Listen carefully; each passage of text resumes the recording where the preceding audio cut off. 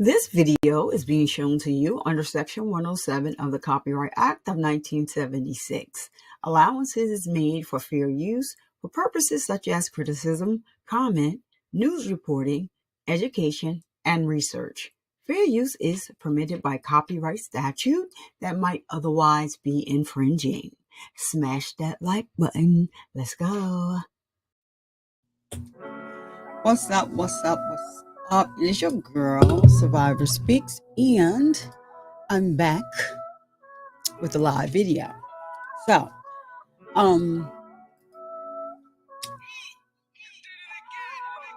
there, I can't even get it out. So, the jury decided to leave yesterday at 5, but they brought a question out to. Hold on one second. Okay, so they brought a question out. They sent the question out to the judge. So they wanted to know about distribution. And so the judge, hold on one second. Let me just pull something up real quick. So the judge decided that the defense should send a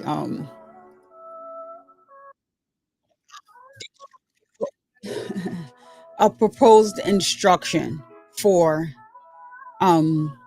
responding to the juror based on the question, which was, if a person asked for drugs,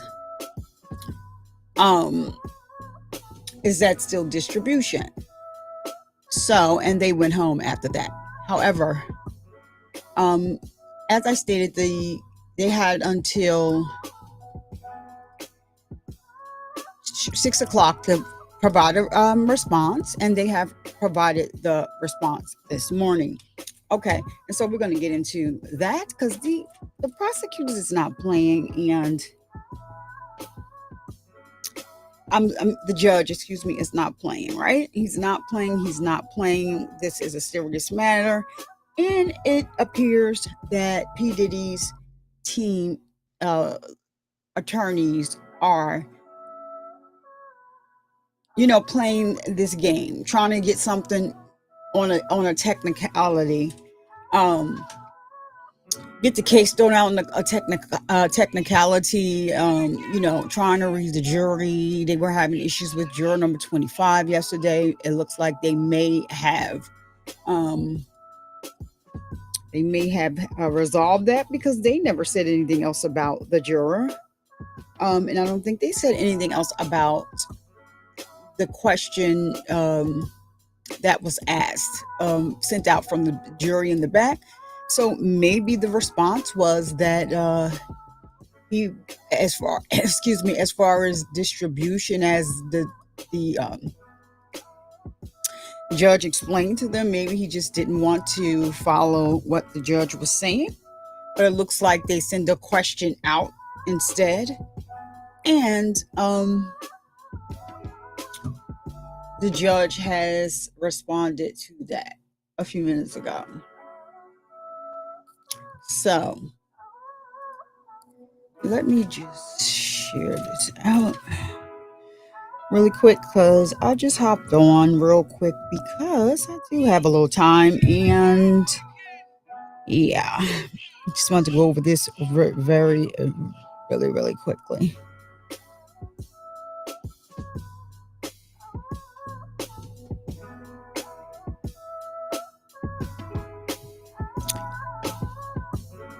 Hold on. Oh, over here I gotta download it quick.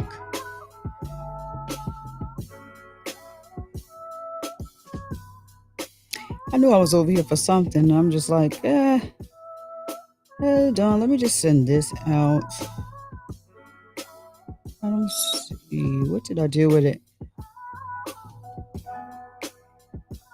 Oh, there it is.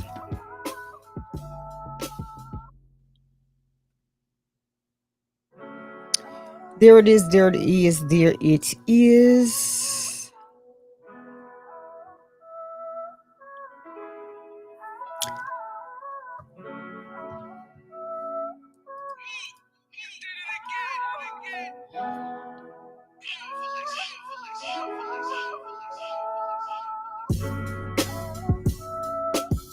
Let me see.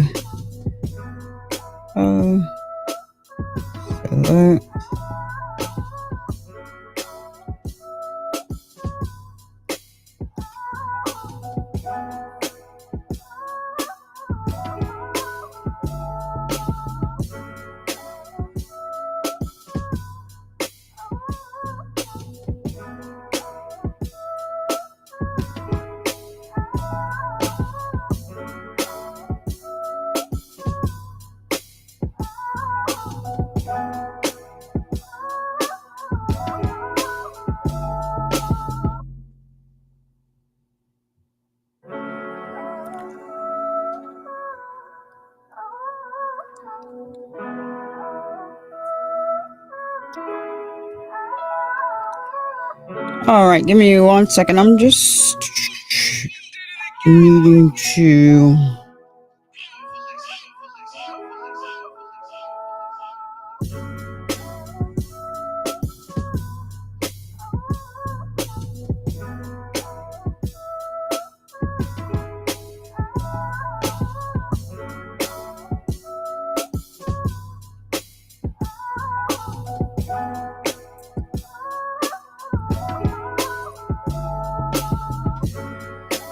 So yeah,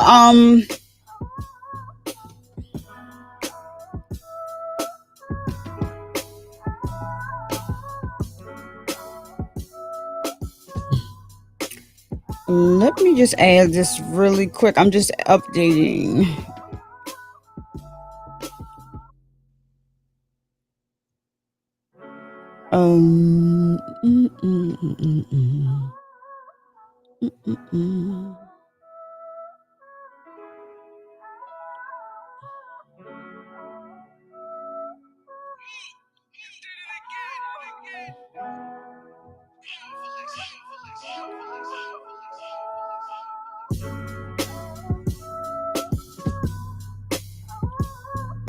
Hold on 1 second. I'll be right with you.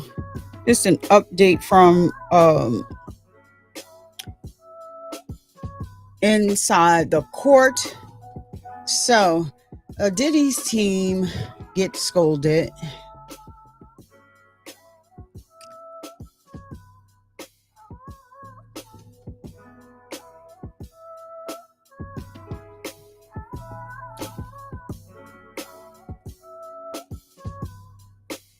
Oh, hold on.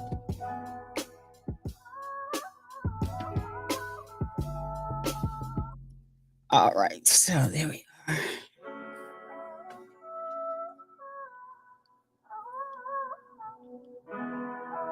So, oh,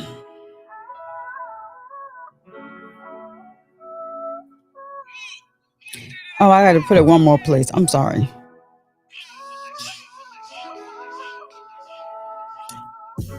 Oh,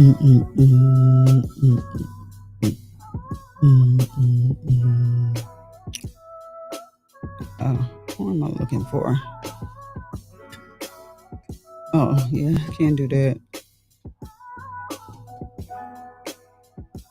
I'm looking for mine. Yep, there you go. Let me put this in here really quick.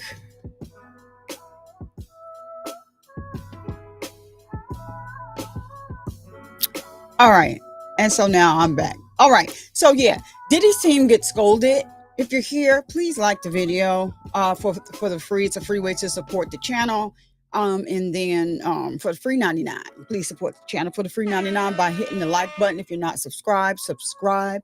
So I'm here to just give an update on what happened in the courtroom this morning. As you all know, when we left off, the jurors had went home at 5 and they had asked, left a question about distribution. So they handled that in the court this morning, and things got kind of heated up. So let me bring over the information.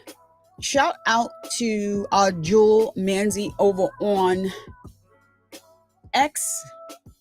So yes, for the breakdown today, we're using Jewel. She's more,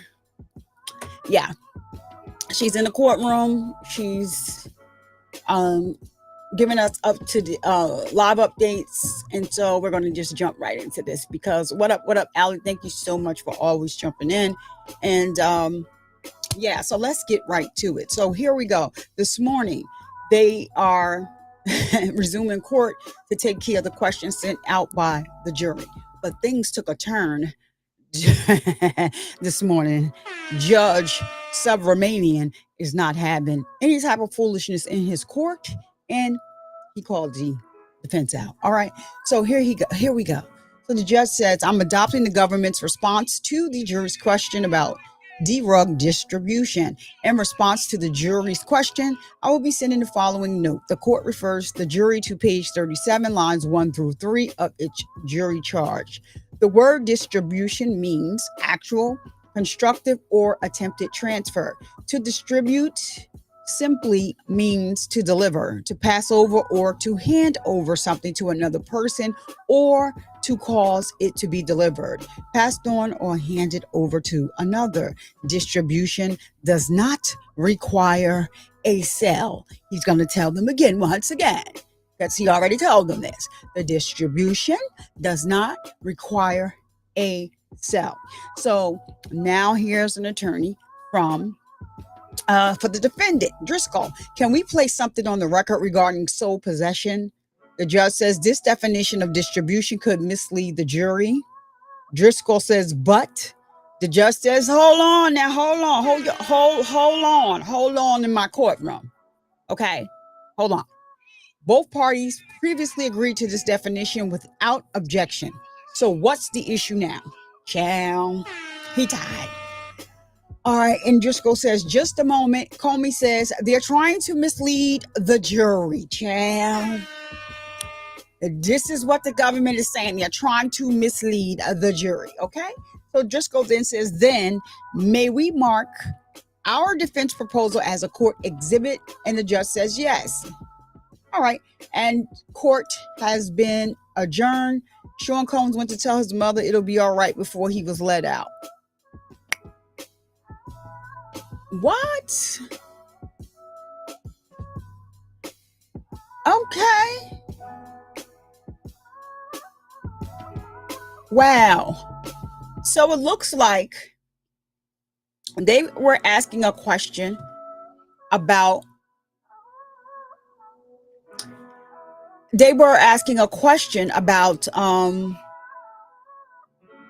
distribution charge. Whether or not, if somebody gives the D-Rug, if somebody asks for the D-Rugs, is it still distribution? And so the answer is yes. It's still distribution according to the law. You're still distributing it. Each time you move the D-Rug, so this is a problem. D-Rugs is illegal. And you can tell that,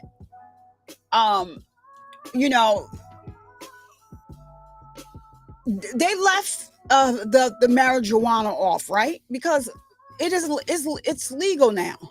So I think that they probably came to this decision like, we're not even going to mess with that because it's legal in most places to smoke for personal use, regardless to whether or personal or recreational, regardless to whether or not it's given to somebody. So we don't want to muddy the waters with that one, even though he had bought a large amount of it.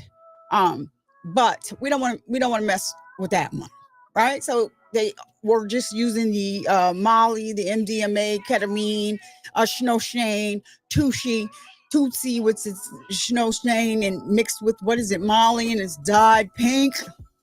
Love on top, Tootsie on the bottom. Listen, and so the fact that it's distributed from the drug dealer to whoever in his enterprise that's picking it up, then they're taking it and they're giving it to Diddy, which means they're distributing it to Diddy.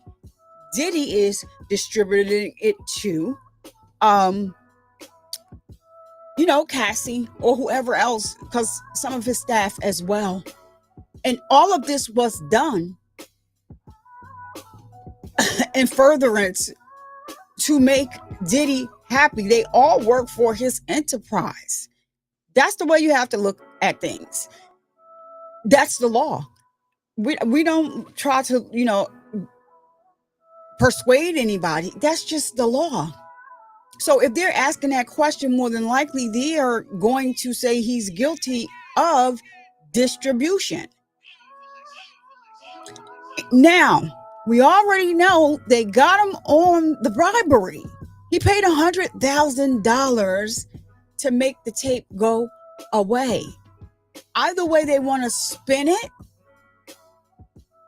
they were saying because they did not get the cops involved on that day, that he basically was just buying the tape because he didn't want it out in the public because to protect his image.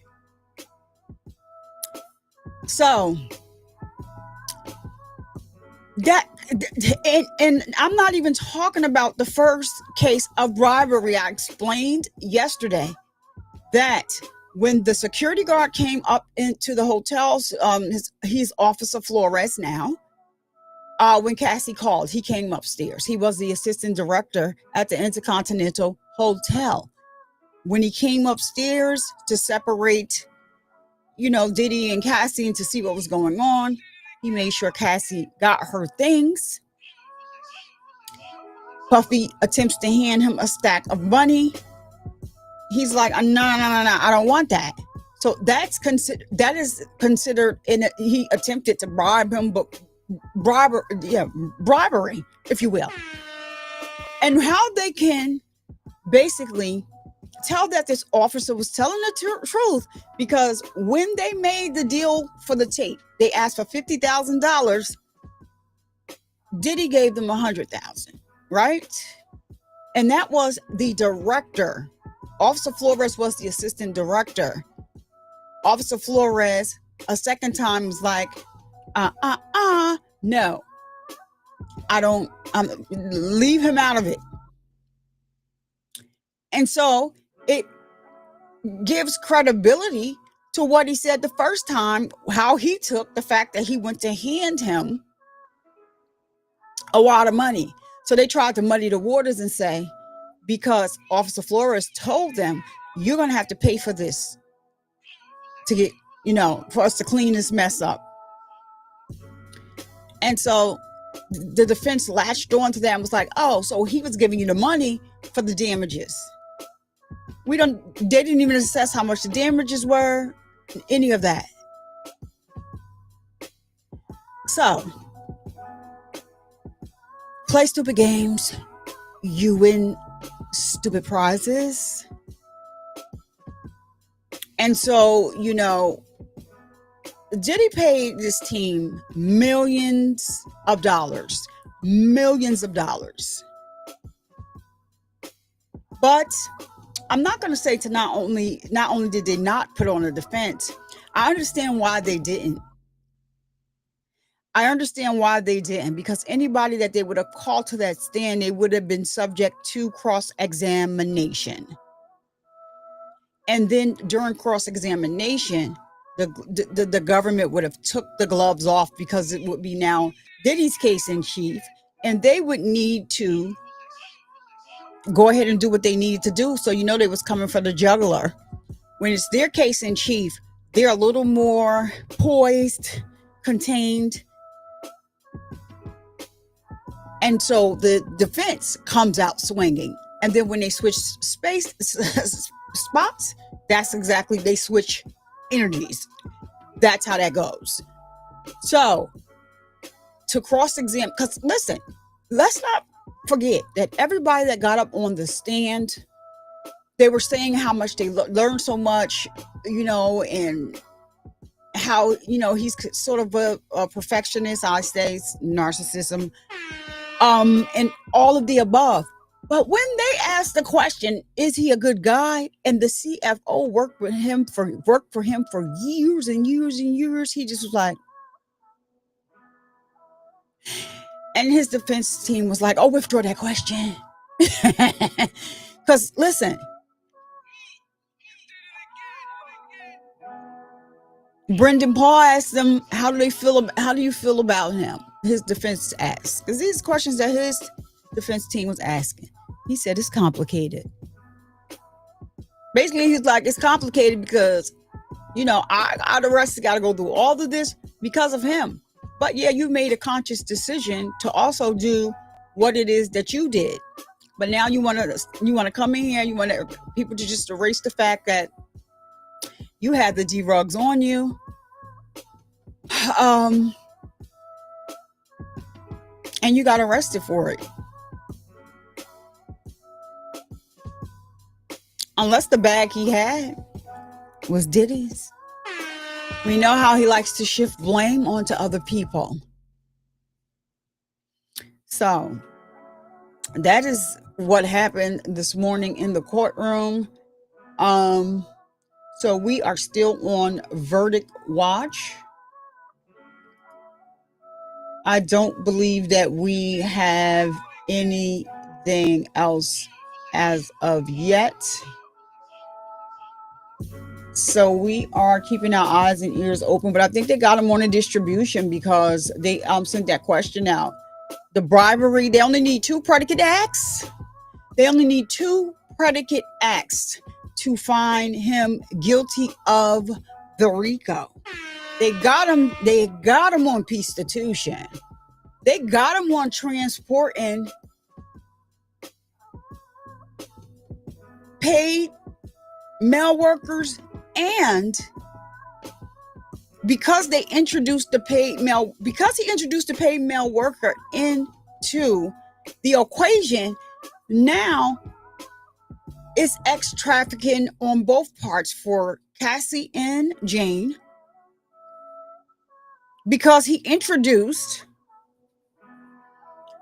the paid male worker, the male prostitute. Now, they don't want to be called the male prostitute, I guess, because escort is supposed to be make them feel better about being a male prostitute. But once you take that money, that good old money, you are a male prostitute. You have just sold your body to be a prostitute. Now, let me tell you what the defense is trying to do. He called it Bad Boy Productions because he was being bad. Right, Allie, right. So, but I just love you. Why you made me laugh, Allie? Why you made me laugh? Why did you make me laugh? So, yeah, they're male prostitutes. That's just what it is.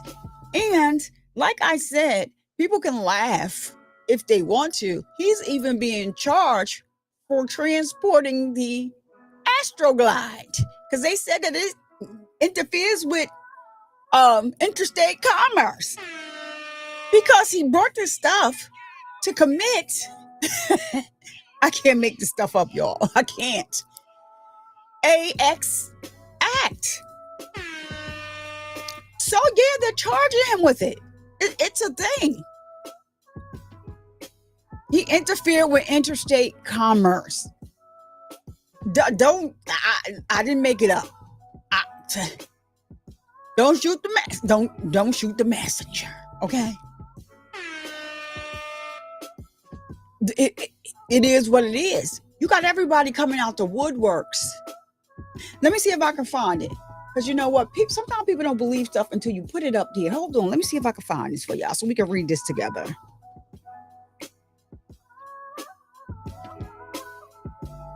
Child, because he done messed up. hold on. Is that? Oh, wait a minute.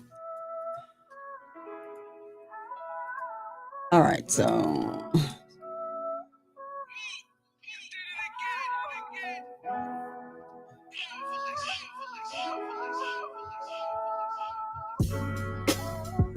All right, so I want to see if I can bring up this.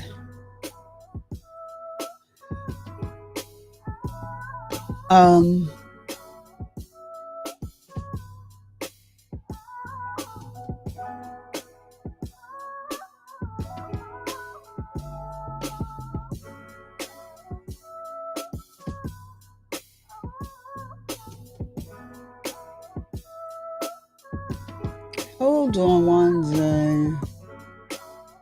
1 minute. I said 1 day.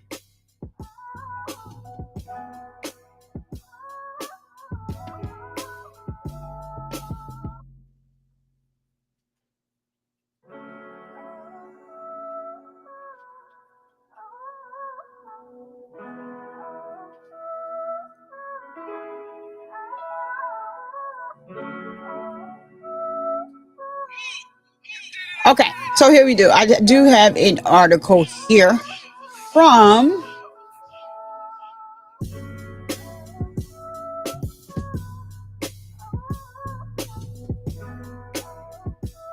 let me see if I could do it like this. So I'm going to just read it from here, right? So after hearing closing arguments, 12 jurors head back to the Manhattan court on June 30th to deliberate on a verdict for Sean Diddy Combs' criminal trial. The defense took about 5 hours for closing arguments on June 27th, with Combs' lawyer Mark Agnifilo claiming prosecutors distorted the music mogul's consensual actual lifestyle into criminal acts. He also focused on testimony from the prosecution's star witness, former girlfriend Cassandra Cassie Ventura Fine, calling their relationship one of the great modern love stories. That was just listen. He done pissed a lot of people off. Let me keep reading. That was disgusting. Such a misogynist attitude to take and bring into a federal courtroom for your closing arguments. But I can understand. Diddy probably wrote the closing arguments. So let's go.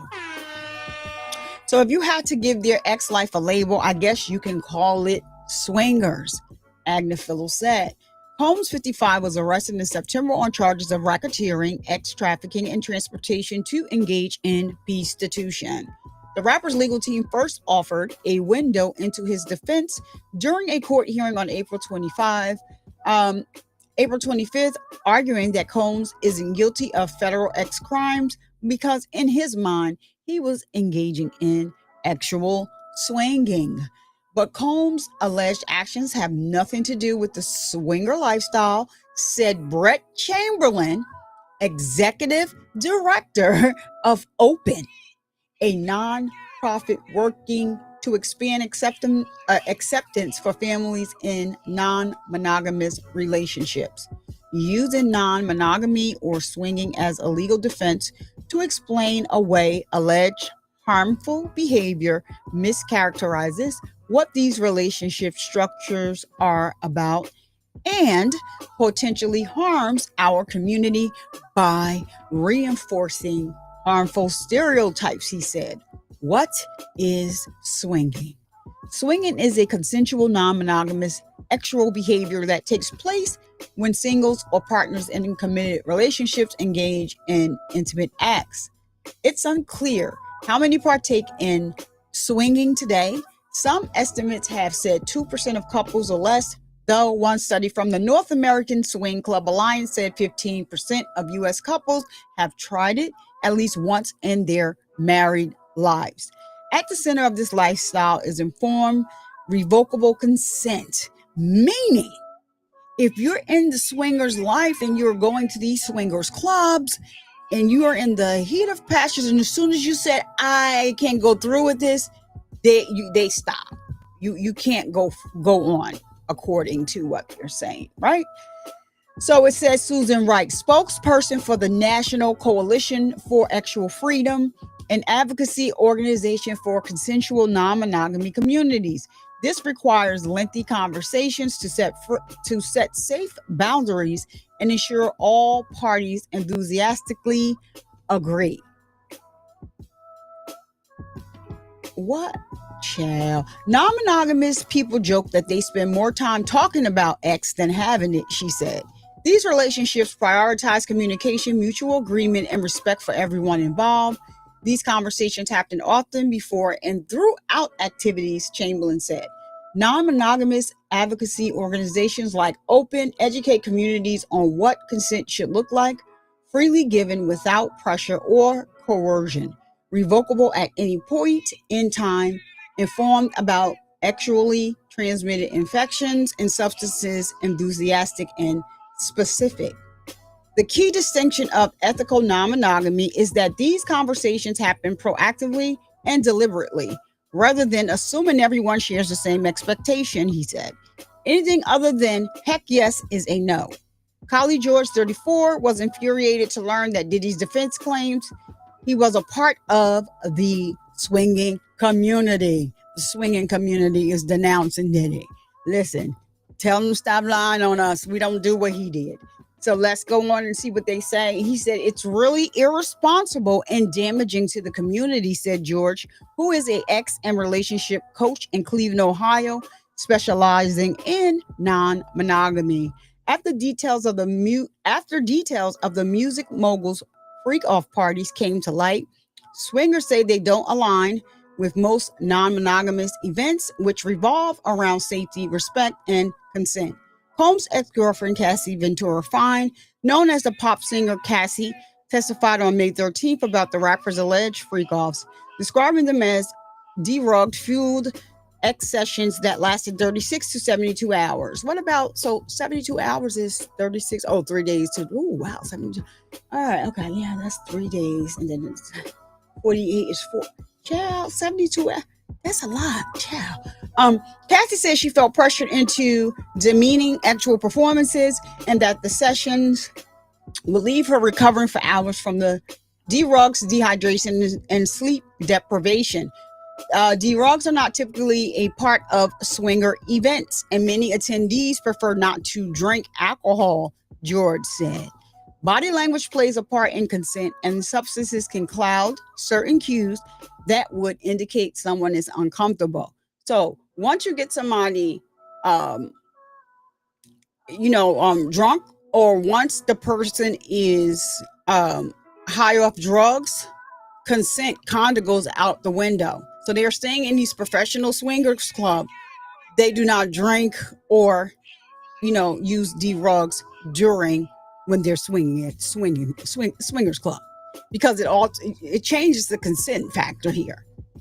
So, because, Cassie says she took, which drug was it? Ketamine was the dissociative drug to take her outside of herself. So she relied on those, drugs to get her through. So in large events, it's common to have assigned monitors that don't partake in any activities, but ensure that, oh, wow, you're just standing around. Wow, this is so, oh, wow. That don't partake in any activities, but ensure that attendees or members are comfortable in following rules, Wright said. They also act as a point person to report any misconduct. So while consent is always the goal, a recent X-Club scandal suggests it's not always achieved. So a New York Times investigation found former members of a Brooklyn X-Club reported instances of abuse, assault, and rape while living there. Constantly securing consent during non-monogamous events is especially important when there is a power imbalance, said Sheila Addison, a couples and ex-therapist in Seattle, Washington. As a celebrity and record executive, Combs held a lot of power. If you're going to ask people to do something and invite people to do something, that burden is on you to be really clear that this is an invitation, not an order or command, she said. George, who has a podcast and social media following, always keeps this in mind when attending events. She extra communicates with partners, explaining the power dynamic so they can make an informed decision. These principles apply to all relationships, but non-monogamy places them at the center of relationship practice rather than treating them as implicit, Chamberlain said. He emphasizes the abuse, coercion, and exploitation allegations made against Combs represent the opposite of what ethical non-monogamy stands for. They didn't work. He was doing freak offs and marketing. The music wasn't no daggone music. Diddy is a marketing genius. He's a marketing genius. That's just it. So he made the album, the Love album. It didn't do nothing. It didn't give what it was supposed to give. So yeah, without like some, people on, some powerful artists, it means nothing. So that's why I found it very interesting that he was making music with,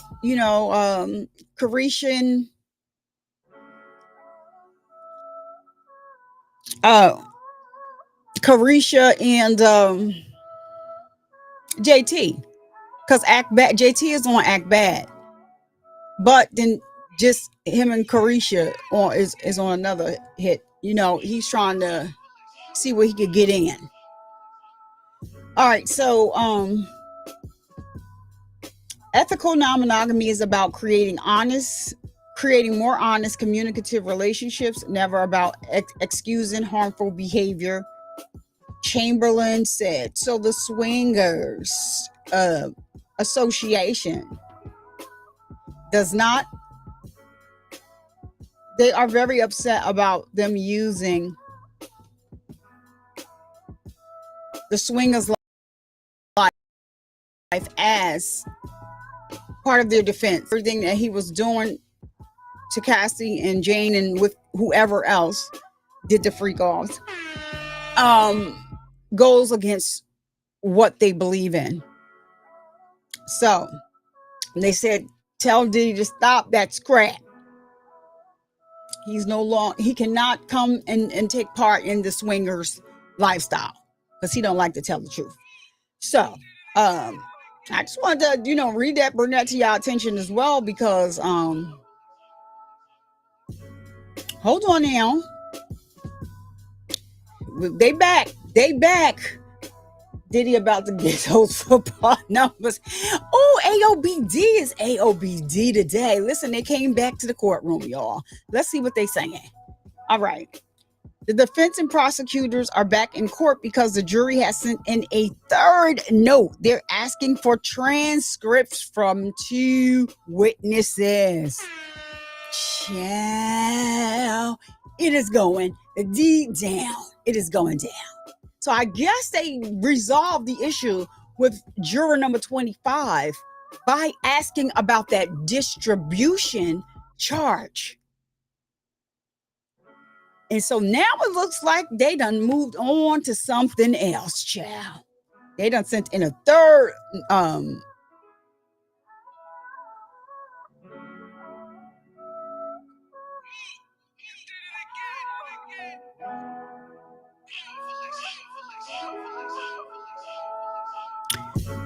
all right, y'all. So the defense and prosecutors are back. Okay, so child, hold on. Let me see if anything else is 7, 8, 9. So basically, if they're asking for transcripts to see transcripts from 2 witnesses, they're not going to deny that. That is, it is. The transcripts are, things that have been omitted. So they more than likely they are just going to be giving them the transcripts for the 2 people that they're asking. Which 2 people are they asking for the transcripts for? Child. Woo, let me see if I could go over here. This is great. Listen, I think that I said today or tomorrow, I think today they're going to have a verdict. They got past the distribution. I think they got him on that distribution. He's found, they're going to find him guilty on distribution because they got a clarification about what that is. It does not necessarily have to be a sale. You don't have to necessarily be a drug kingpin. No, the fact that you are, first of all, you're the one that's ordering the drugs through your enterprise from a drug dealer. They distribute it to the people in your enterprise, your assistants, KK, whoever, your security. And then they're distributing it to you, who in turn distribute it to other people. And they said, even if the other people asked for the drugs and you give it to them, it is still distribution according to the law. So now let me go over here and see. Hold on a minute now. Let me see if she puts up whether or not they say which transcripts. No. That's a lot that Sean told his mother before they let him out the court and back to the holding cell, that it's going to be all right. You know what? I'm going to just keep my comments to my daggone self because yeah,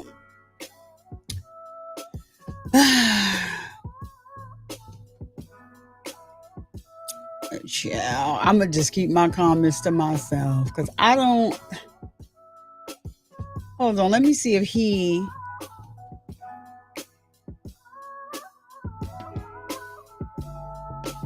Okay, so when was? Oh, that was a little while ago. So, all right, y'all. So we got some more. Listen, let me read this. All right, so.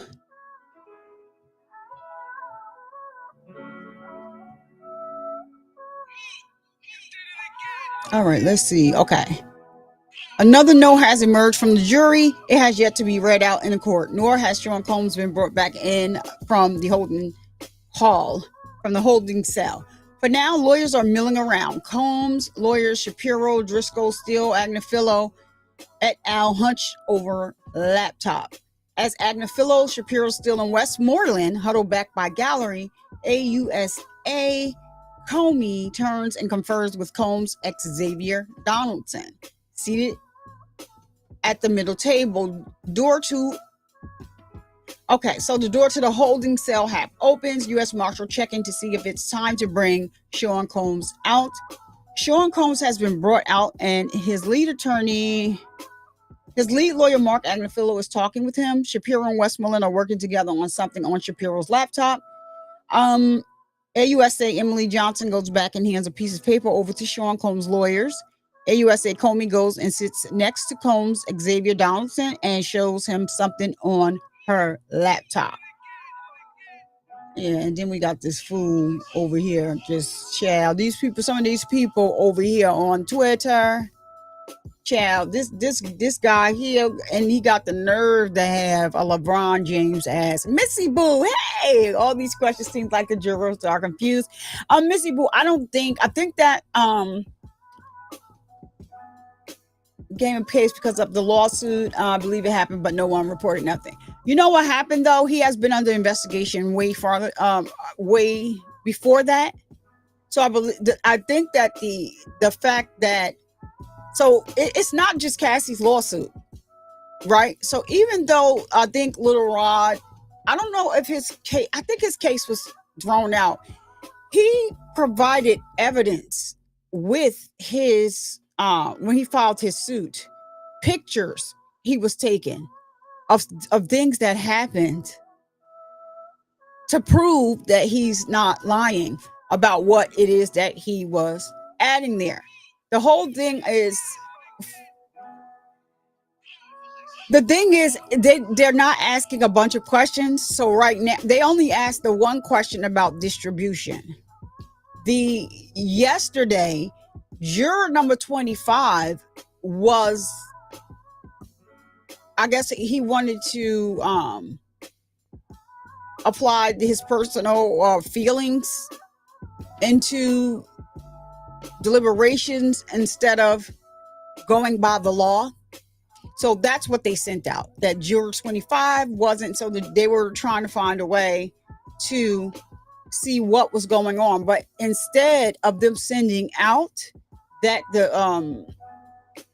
what was going on, because they have to send out what was going on without telling what they're talking about back there, what they're deliberating on. So instead of doing that, they sent out a question yesterday before they left asking about the drug distribution. That was resolved this morning. So what they're asking for now is transcripts to go over two witnesses' testimony. I believe they moved past drug possession or distribution. They got the answer that they needed. It was a yes this morning. We don't know what the judge is going to, or how the judge is going to sentence him. He can get life, but it's not mandatory. This is like the first time this is not the first time that he's been to court, but he won those cases. So I don't think that they can hold them over him. Even though he won those cases. And I guess people forget. And listen, Shine did time for him, but I don't know if people overlook the fact that he told Shine one thing. Shine knows that he did not pow anyone. Shine didn't have that type of the pow that was used. That wasn't the pow that Shine had. That was Diddy. The person that was pow, she knows that Diddy pow her. She's been saying this for a long time. Shine did not pow me. She said she looked straight at Diddy when he pow-powed her. So I'm going to say just to say this. Nobody can tell karma when it's time to come and collect. And we're only hearing, and it's only been confirmed, about half of the stuff that he did. People want to say, so Gene Deal did another interview, and he went off because he's saying, people are, blaming him and all this other stuff for happening. He said if he really told some of the secrets that he held, Diddy would have been in jail. He said what he put out here is nothing. But, and there's a reason why. He said because Diddy did have police officers that worked as his security, parole people that worked as his security, people in law enforcement that worked as his security part-time. But and you know what? And this has even been proven in this case. When you look at it, Gene Deal said he was not doing any of these things around anybody that was security, and they held security and held law enforcement credentials. All of the people that they've mentioned in the court, these are security guys that he got from the street. So they're street guys. And so he did a lot of dirt in front of them. Like, Cassie was beat almost every day for stuff that she had nothing to do with. Sometimes he wouldn't even be. He would be somewhere else and get mad and come and beat Cassie. So, and then make her have a freak off. That's where he messed up at. Introducing these paid workers into these freak offs. And that's where he's getting this prostitution from. Giving them the drugs to keep them in a different state. Now the judge can say this is his technically, I guess, is considered his first time. And the judge is the one that's going to hand down the sentence. But let me tell you something also. Diddy paid millions of dollars for his defense team. And it's like they're a big joke right about now. They are a big joke right about now. And they think they treated this like a game. And so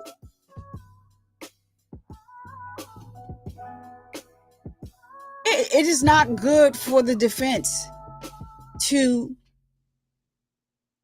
piss the judge off. It's just not. It's just not good to do that. Even though he's only speaking about the law, but all these underhand games, this judge is not playing that. And so I just think that they are doing a disservice. But however, also, nobody came to court to speak up on Diddy's behalf. Nobody, because they didn't want to be cross-examined. That's the only reason why I think people did not come speak up. Well, other stars, as you know, as it relates to other stars that have not said anything to him, a lot of people didn't like Diddy. It's a facade. Like, everybody's like, oh, him and Jay was cool. No, it was a business thing. He tried to set Jay up and get him in on video and compromising position and try to use another rapper to do it. But they wouldn't. So, I don't know. We don't know what the judge, we don't know how the jury is really, what they really are, how they're going to rule. I just think that with the D-Rock possession, because they sent that question out, that they are going to find him guilty on that. So they just need one additional predicate act. They do have that with bribery.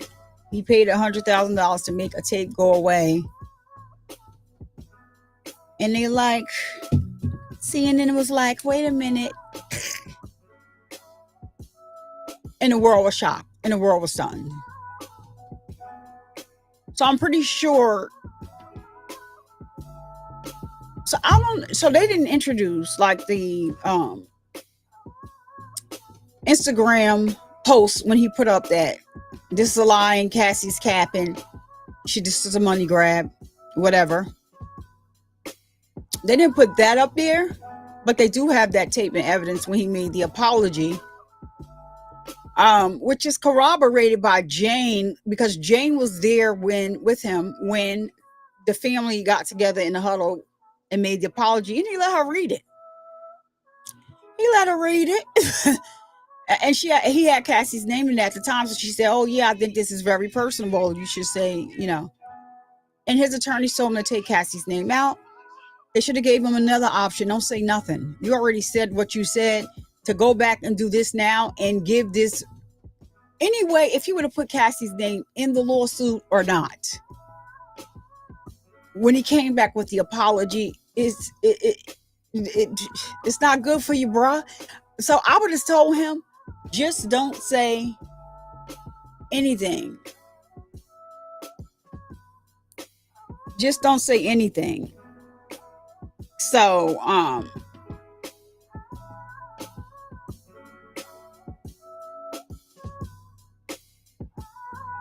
hold on, y'all. These people get on my nerve. Let me send you this message and then I'll report you as junk. Tell you I want to sell my house. Stop writing me about somebody want to sell their house.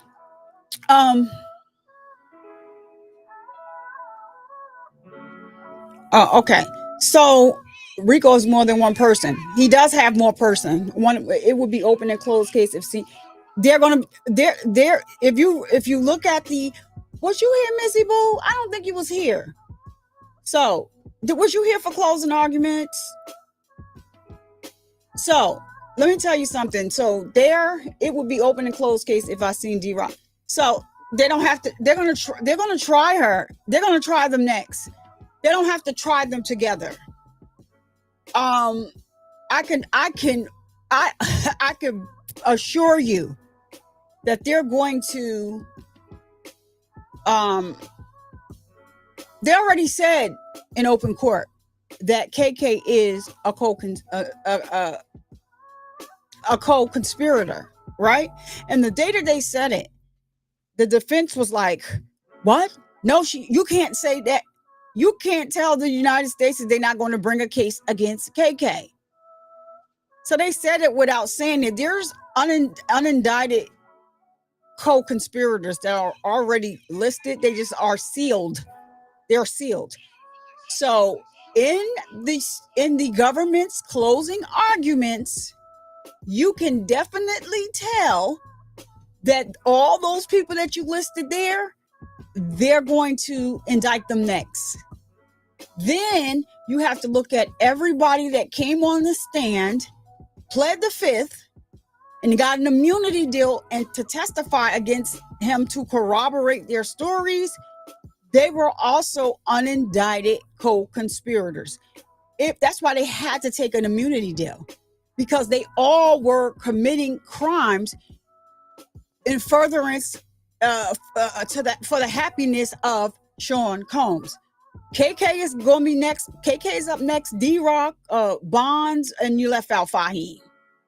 Those are the people. Well, they're calling D-Rock, KK, and Fahim his inner circle. Bonds is getting caught up because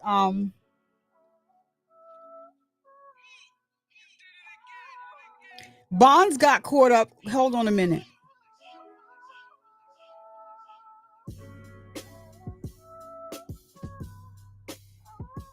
So Bonds got caught up, and I was shocked because, you know, has been going around doing all of these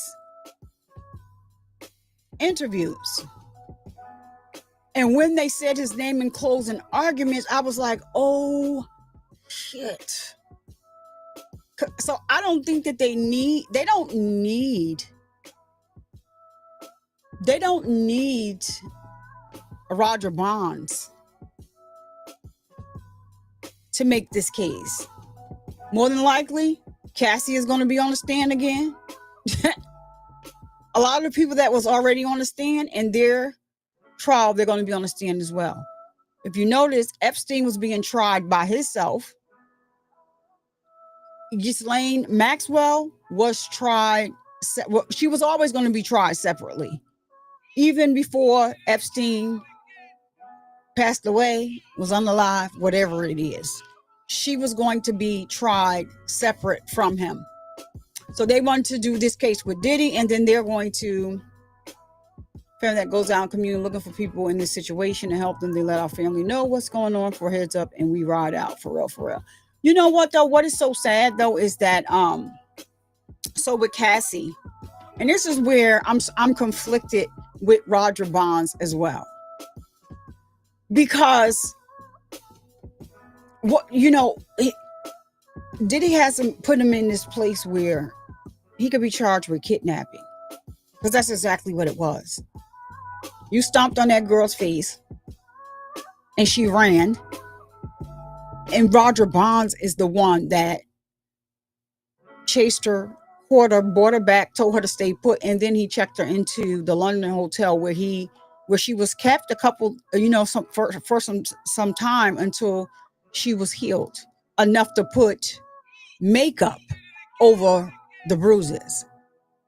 And did he put him in that position? No, he had just came home from jail when he got this position. So I kind of have a soft spot for Roger Bonds, but like this guy really, got people out here because of his sick, twisted mind. You got them all caught up in this system. And yeah, they're going to get KK in them. They're going to watch when this trial is over. That's the next case that's coming up. They're going to try them. Pray for my...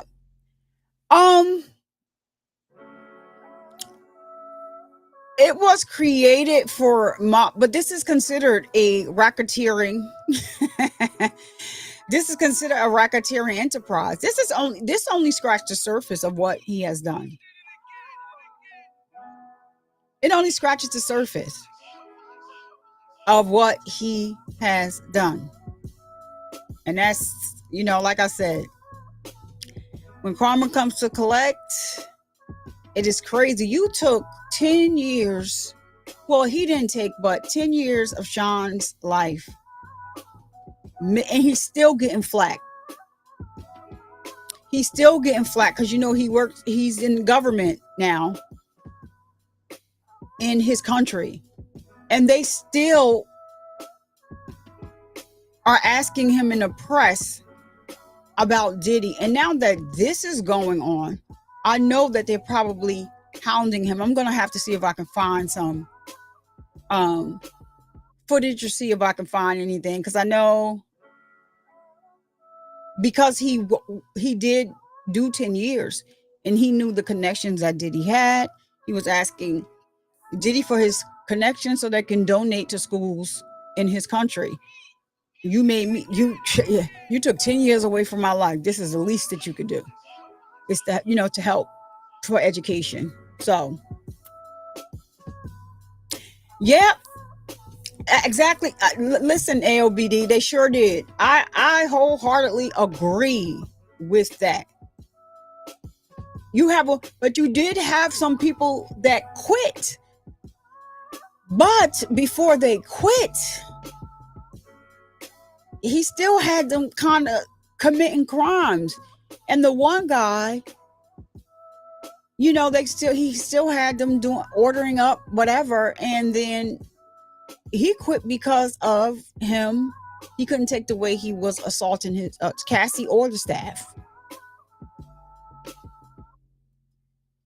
Jane, y'all know I'm conflicted when it comes to Jane. But legally, at some point, she becomes a victim. It's not me, it's them. But she was ready to sign up. Pick me, put me in, coach. Nothing but he is a weak and sick individual. And you know why? He took advantage of others. But his power is another problem. Because he is a mogul, they have to be careful how you jumping out here. Oh, he is a African-American mogul. He sold this, he sold this. He didn't own Ciroc. He was marketing for Ciroc. That is the way he spent it. He didn't own Ciroc. De Leon, I don't even think he owned De Leon.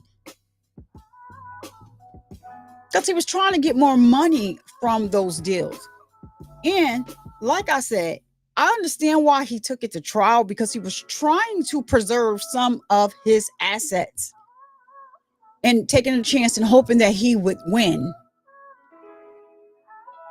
But at the same time, he got to realize that you have children. And I just think that it was selfish of him to parade those girls in here during this closing argument, knowing what was going to be said at closing arguments. You're not thinking about your kids. You're not thinking about your children. And so I put up a short and I said, oh, my heart breaks for them. And, somebody jumped all over me like, oh, why you feel sorry for them? They got money. I said, well, I feel sorry for his daughters. They have nothing to do with their father's crimes. They just graduated high school.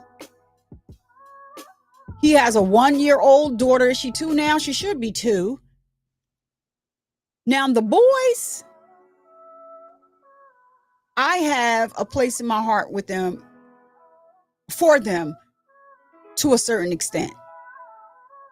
But then could we really say if that is the way he raised them? Because let me tell you something, there is party video out there. Them boys were 16 and 17, turning it up with Ciroc bottles, throwing it back. Like, it's crazy that you put your kids in this situation. And now him and Justin is being sued. They dropped the new lawsuit. Him and Justin, they're being sued.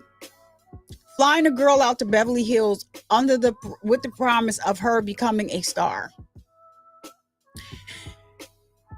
All they got to do is check the flight records, because there should be flight records if you flew out. If they flew you out and you flew back the day you said you flew back, there should be flight records. So she flew out there and was like, so are we leaving here to go? And she said, Justin was flat out like, no. And then men with masks came in and had their way with her and raped her for some time. King Combs already has that lawsuit against him for allegedly attempting to rape an employee of a yacht that they rented. And so I just think when it comes to those boys, they see their father doing this, they see their father getting away with a lot of stuff. And I believe that they thought that his power can get him out of anything, but he pissed off the wrong people. And it is just what it is. I don't think anybody should have to go through what Cassie went through. Or Jane. You got people that's willing to do this stuff. Young Miami, she with the its. Young Miami is with the ish. Listen, but you're gonna give me a little more money than you giving them hugs. Young Miami got Maybach, Chanel. Oh, all those things are material, and you would trade your body to do that. So,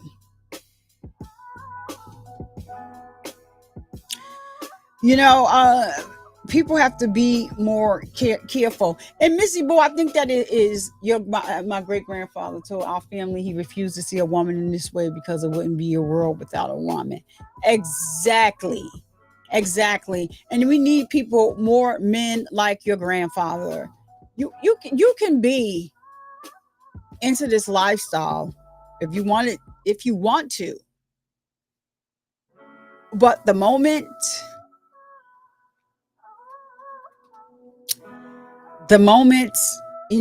a woman says no, it's the law. You see, the Swingers Association said they are always looking for consent. And even during they got moderators at the Swingers Club. They said moderators sitting there watching. They're not interacting. They're not part of the party. Moderators sitting there like, it looks like she's not enjoying this anymore. You're gonna have to stop. That's how they do it in the swingers life. You want to be a part of that? Yeah, sign up for that. But they're very upset because his attorneys tried to spin this like he's part of a swingers club. Okay, so here we have something else, guys. 1 second. Ooh. Okay, so the judge says, we received a note from the jury asking for testimony of Cassandra Ventura as to the Intercontinental and Canis incidents and the Daniel Phillip Essex Hotel incident. Daniel Phillips' testimony on that as well. And Comey says we have a disagreement.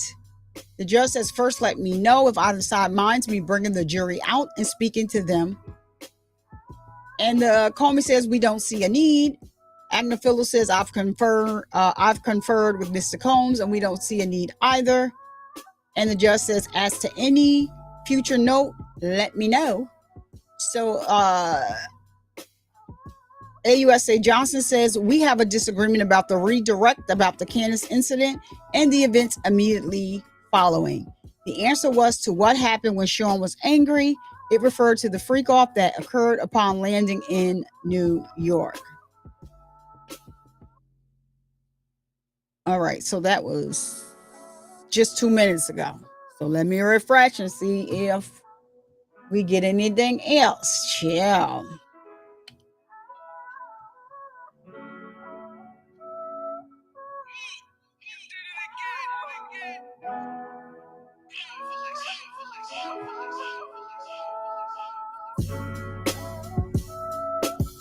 Chill.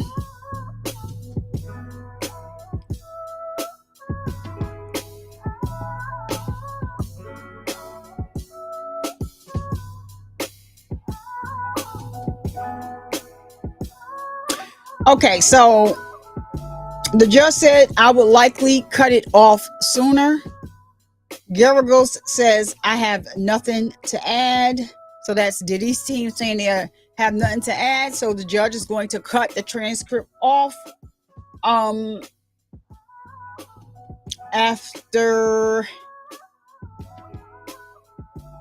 some point in the redirect.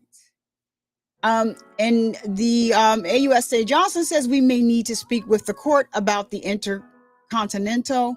The judge says, let my deputy know when you're ready and I'll come back. All right. So I guess they're looking over the transcripts that the jury has asked for.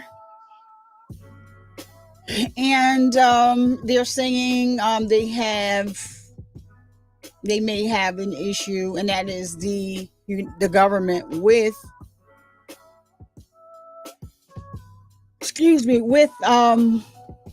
what do you call that? The intercontinental video, and the judge is like, well, okay, let my deputy know when you're ready and I'll come back.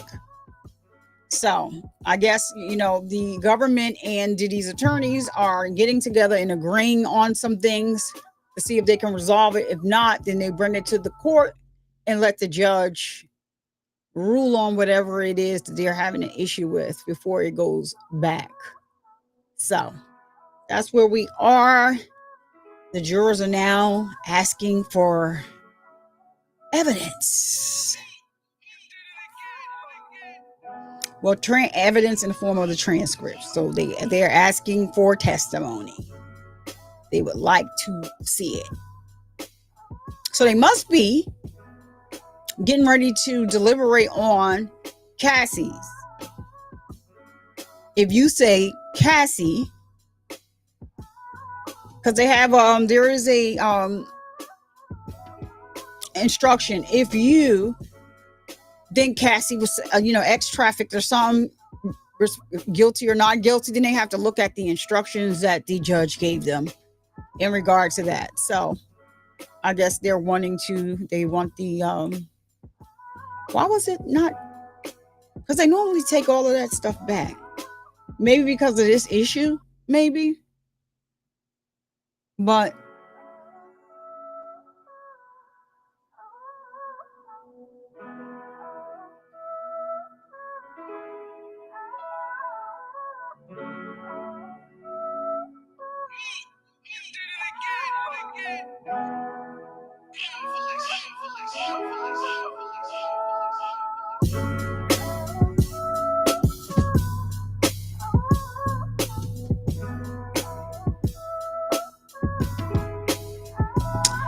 see, stuff like this gets on my nerve, right? And this is why somebody like a Diddy can get away with this all of this time. And I'm just saying, and I'm just keeping it real. If we didn't see any evidence, there's evidence that he held Cassie against her will. There's evidence that she tried to leave and be in other relationships. He would always show up. He had Kim's house bugged. Once you get entangled with this guy, it's like it's an ongoing thing. He doesn't really want to let you go. So I think the only reason why he was really fine with, went with Jane to do these, because he didn't have Cassie to do these things anymore. But that is a part of grooming.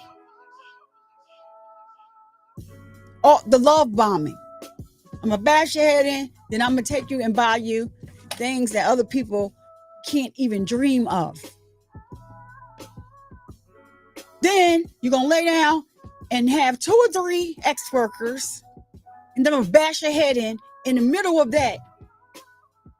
I'm going to throw a glass up, out. And I thought that she had a valid point when she was in a FO and she was on a computer. He knew what she was for. On a computer for, and he told her to come here. And she's like, oh, just give me a minute, because all of her personal information was up. Credit card information, everything was up on the screen. And it wasn't even a minute, and he threw the bottle. It flew past her head and bust on the wall. Bitch, when I tell you to come here, you come now. Slap, slap, slap. That's crazy.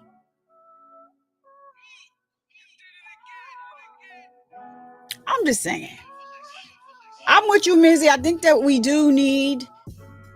Oh yeah, so that was what I was saying because what Mizzy said. So I do. I commend you for doing these things, but sometimes it's very, very hard. In Cassie's case, Roger Bonds. That's why I was saying that I had a soft part. See, that's why when I got chemo for all grand, I tell you, come back to me. So Roger Bonds. So the reason why Roger Bonds, said that he would say to Cassie, "Why don't you leave this dude? Leave him alone." Well, Roger, you kind of went and chased her and brought her back when she was trying to leave and go to her mama. You caught her and brought her back and then put her in a hotel room. But it's hard. And he said that when you tell Cassie something, she'd be locked in a room with Puffy for 3 to 4 days after that. And he'd come out like, "Why you telling my girl to leave me?"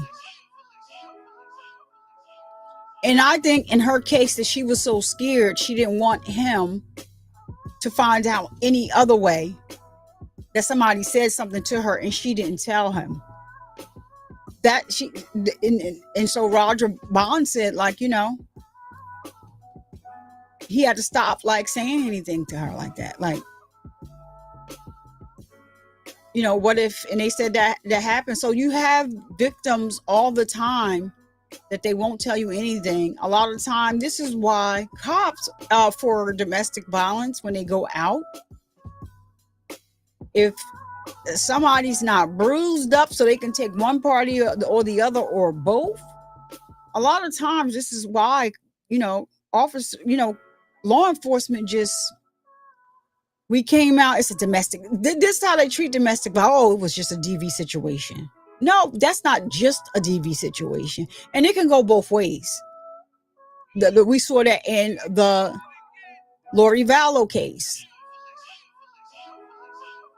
So with her, it was, I think, emotional abuse, of her husband. And he called the cops. Like, she said she's going to unalive me. And I guess they laughed. And like, "Oh, well, right now there's nothing. How does she say it?" And right now today, he was unalive and her children. It took the whole family out that was connected to him. So I think they don't take it serious enough. But then the victim, it takes a victim a long time to leave and really be gone. That's what I'm gonna say. So let me refresh this and see if there's any more. If not, I'm gonna go ahead and head on out because I have to go. My mother should be coming. I just want to see if they came back and if they had anything else for the judge. Okay, they're back. So we have a disagreement about the wait a minute. All right, no. I read that one already. Oh, okay, no, they don't have any more. I thought that was, I was looking at the one I read previously. So they still, the judge, they left on, "Let my deputy know when you're ready and I'll come back." So they haven't they have not, I guess they're still working on it. So I'm going to get ready to go out and, gotta do what I gotta do for my mother. So thank you so much for being here. Everyone that came here to rock out with me, please make sure you hit that like button, for it's a free way to support the channel. I'm going to end the show the way I normally end the show, by advising that men can get breast cancer too. I want to bring awareness to that Because of the stigma surrounding the word breast, we've changed the word to chest and or pec cancer. So we're going to continue to raise awareness that men get breast cancer too. And to all of my ladies, please make sure that you are getting your mammograms and filling on your boobies to make sure that you are all right. All right. And don't you dare let anyone come into your house and disturb the peace that passes all understanding. I am Survivor Speaks. I'll see you guys in the next live video. Thank you for rocking out with me. Peace.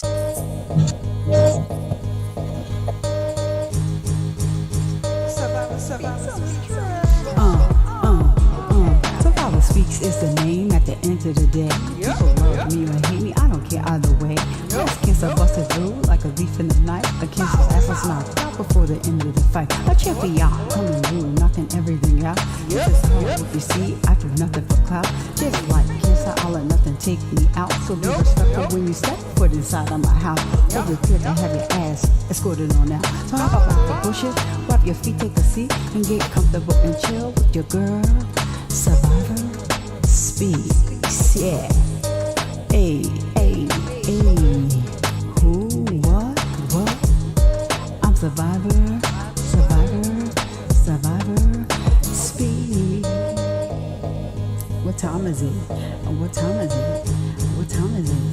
It's time for you to hit that like and subscribe button and turn on that notification bell so you get a notification each and every time that I go live.